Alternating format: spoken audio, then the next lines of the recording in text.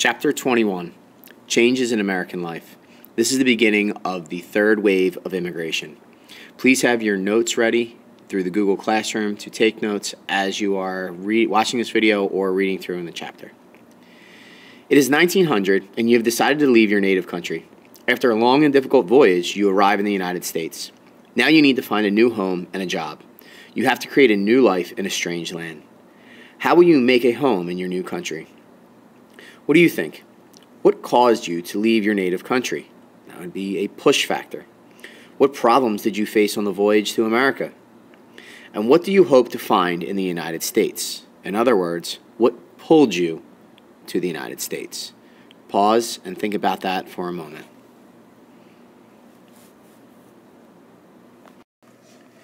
Section 1. Cities Grow and Change. Main idea in this section is that industrialization and immigration caused American cities to grow rapidly during the third wave of immigration. Why it matters today? Because modern American city life first emerged during this time period.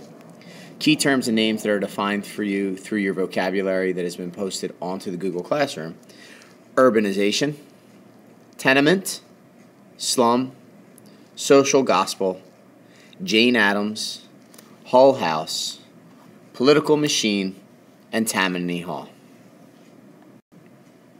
One American story. Carl Jensen came to the United States from Denmark in 1906. Like most of the millions of immigrants who came to America around the turn of the century, he began immediately to look for work. I wandered in search of work, waiting through rain and sleet and snow with gangs of longshoremen, dock workers, to reach the boss before he finished picking the men he wanted. Strong men crushed each other to the ground in a passion for work. Carl Jensen quoted in A Sunday Between Wars. So what we need to do now, as usual, is we need to, and actually here's Carl Jensen, right? What we need to do is our SOAPs analysis on this document. So who is the speaker? Ask yourself that. What is the occasion? When and where did this document, was this written? Was it spoken? Who is the intended audience of the speaker? What is the speaker's purpose? Is it to entertain, persuade, or inform? And what is the subject of the document / in other words, what is the main idea? Right, take a minute and see if you can answer those questions on your own, analyze on your own, and I'll be back. Pause, and then I'll be back and we'll go over those answers. Okay, so I'm back. Did you come up with the speaker? You should have. That would have been easy. You should know that was Carl Jensen. Okay, and the occasion, when and where was Carl Jensen speaking? Well, it was in 1906, or at least somewhere around in 1906. And where was he speaking? Definitely in the United States, and somewhere it would have been that was a port city, because he was working along with gangs of longshoremen, which are dock workers. So we could say possibly New York City, right? Or Boston, or Philadelphia, or Baltimore. Most likely on the East Coast, though. Well, who is his audience? Well, if we reread his document, or the document, he doesn't address anybody particularly, so it could have been a journal, so his audience could have been himself, or possibly, so himself, or possibly he's intentionally keeping a document for posterity, which means future generations. Right? Finally, his purpose, is it to entertain, persuade, or inform? When we look through the document, you should have come up with inform. All right, what is he informing us about? How he was wandering in search of work, and specifically through sleet and snow, right, on the docks, right, and when people were fighting for work, right, because the boss was picking the men he wanted, and strong men were willing to crush each other to the ground for their passion to work in order to get work. So people were quite anxious to go to work and make money. So at the turn of the century, the promise of work drew millions of people like Carl Jensen from around the world to American cities. In this section, you will read about the rapid growth of American cities. Industrialization expands cities.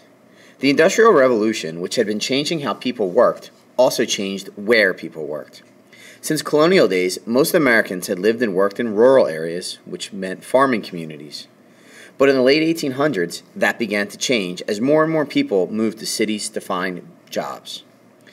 Industries were drawn to cities because cities offered good transportation and plentiful workers. Increasing number of factory jobs appeared in American cities, followed by more workers to fill those jobs.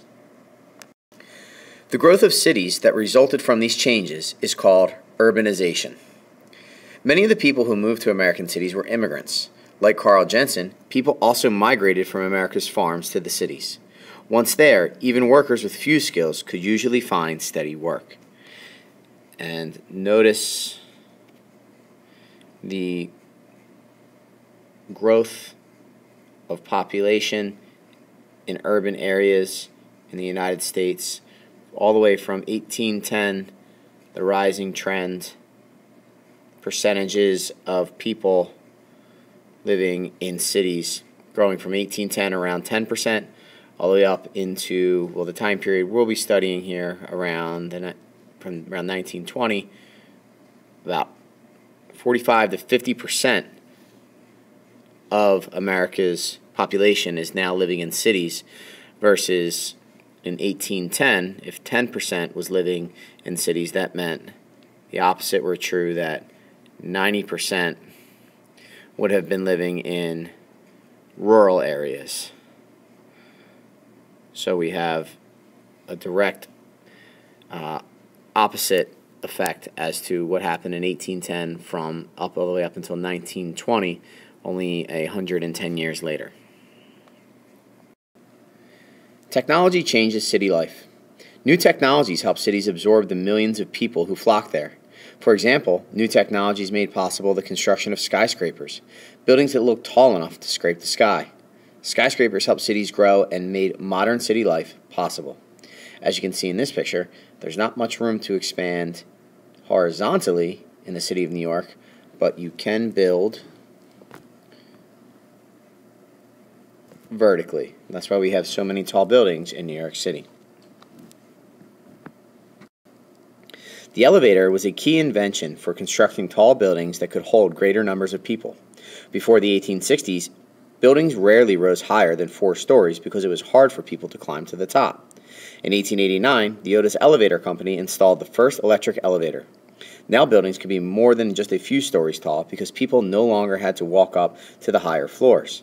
As a result, buildings could hold more people. And for the first time, the higher the floor, the higher the price, as we start having the development of penthouses, because what's a spectacular view it could afford the wealthy.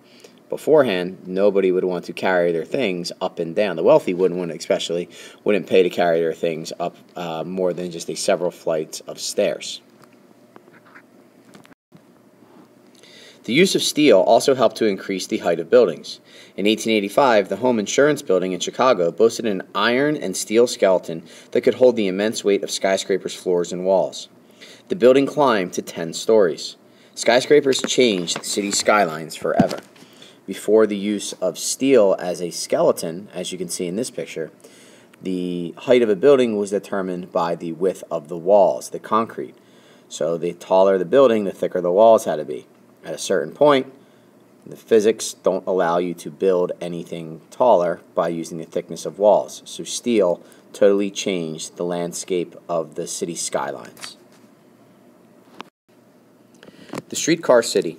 As electricity helped change the way people traveled inside buildings, it also changed how people traveled around cities. Before industrialization, people walked or used horse-drawn vehicles to travel over land. But by 1900, electric streetcars in American cities were carrying more than 5 billion passengers a year. Streetcars and trains changed the walking city into the streetcar city. In 1888, Richmond, Virginia became the first American city to have a transportation system powered by electricity. Other cities soon installed their own electric streetcars. The streetcars could quickly carry people to work and play all over the cities. Some cities, such as Chicago, moved their electric streetcars above the street level, creating an elevated or L lines. And that's an example here. You can see the buildings in the background and the raised electrical posts. Other cities, like New York, placed their city rail lines in underground tunnels, making subways.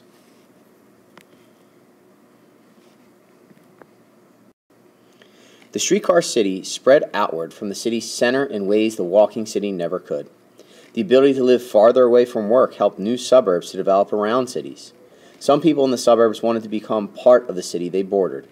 That way, they could also be served by the city's transportation system. Largely due to public transportation, cities expanded. For example, in 1889, Chicago annexed several suburbs and more than doubled its population as well as its area. That's the end of Chapter 14, Section 1, Part 1. At the end of this video, you should be able to fill in your organizer through the Google Classroom. Part A, Recognizing Effects. You should be able to fill in the chart on the effects industrialization had on American cities in terms of the economy and in terms of the types of buildings that were built in the cities. Also, you should be able to fill in Part B, partially, one of the problems in U.S. cities around 1900 was overcrowding. What was one of those solutions? Once you complete that, do not submit it quite yet. You'll finish that when we finish Part 2. Then you'll turn it in, and we'll see you in class tomorrow.